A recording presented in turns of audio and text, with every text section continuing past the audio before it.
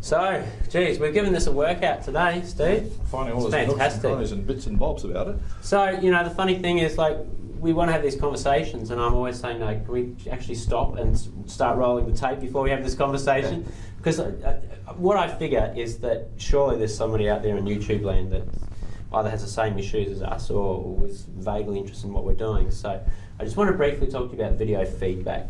So my Year 12 biology students have been doing their extended experimental investigations. This is their big That's experimental the piece of EEI, work. isn't it? The EEIs, EEI. yeah, absolutely. So, It's a you know, lot of vowels. it's a research paper. So they do an introduction, they do a method. Obviously they do their experiment and they do their results and their discussion.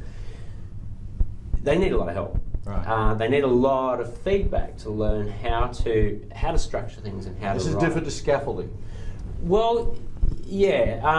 Well, I mean, we in the early years we provide scaffolding. Okay, so And in our senior levels, there's much there's less some people scaffolding. might confuse feedback with scaffolding. Yeah, yeah. And it's No, not, it's quite no, that's different. exactly right. Now, Yeah. the thing is that if I was to do written feedback, it's very hard. It's very easy to be correcting spelling mistakes and all of that. Nitty-gritty.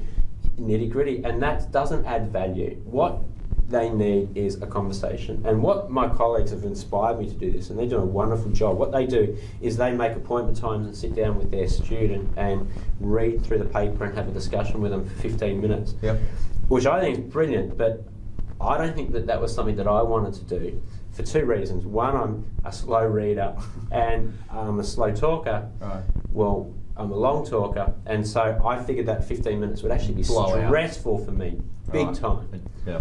The other thing is I wanted the students to have a record, an audio record of that discussion.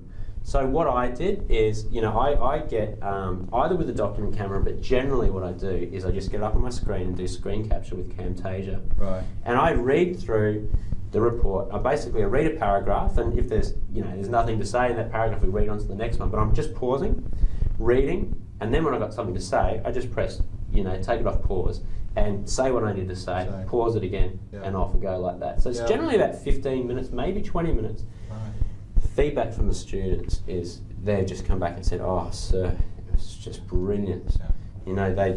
They really felt that they moved along, and that's really important. But it's not about the spelling mistakes. It's about getting them to think more scientifically, challenging them to go deeper. It's feedback like, you need to go deeper with explaining this physiological concept. And so it's not hand feeding them, Yeah. it's just giving them. Yep. And look, I guess where I see it's beneficial is because I'm doing a study at the moment, and it's kind of like the conversations that I have with my supervisor. She's certainly not wordsmithing. She's giving me, you need to think about this, you need to think about that. Right. And that's what I'm doing with these kids. And hopefully I'm moving them forward without hand feeding them. I think you're doing a brilliant job there, because what you're giving them also is the opportunity to review and go back. They've got something they can revisit. They can make and they can go back and they can replay that as often as That's they it. report. Second thing that's hugely important with what you're doing is timely. Yes. And thirdly, it informs the learning. Yes. And they talk about effect size of feedback being one of the top five, that's right? true, yeah. And they keep hammering on it. If it's not timely, forget it. Yeah. If it doesn't inform on the learning, forget it. Yeah. And if it doesn't involve the learner, so your students have to react back to you with this EEI feedback you're giving them. Yeah. So it's just not this one-way conversation. Yes. You've actually got the teacher-student and then the student-teacher. Because I would expect that if we're doing this feedback, and they want to not challenge, but they want to just say, "Oh, look, sir, just elaborate. A great point." And that's that refinement right along the continuum, because it's not the end point we're worried about, it's the journey to that end point. And if I was sitting right next to the student having that conversation, I would think that would be more authentic back and forth. Yeah. But see, sometimes but- they take time to process what you're saying. that's exactly. And then listen to it. Can you imagine if you were that student, there's a 15-minute slot, and the teacher is going through your whole report? It'd be just, your head would be spinning. You'd be just trying, exactly. And Kid is gonna be- wouldn't have time to process, would you? Not a clue. So that's the thing. So students come back to me the next day and say, "Hey, sir, I've just been thinking about this. This is what I think you meant." Yeah. You got a conversation. Yeah, well, there's the conversation then, isn't it? So, Yeah. so I'm excited about that. Yeah. Our English department, They're huge on this. They've been driving this for 18 Right, months. okay. Big school focus, digital feedback. Yeah. And the biggest question we had to, well, not the question, but the how. Not the how, the why. Why is it important? Why is feedback? So why should we develop our practices?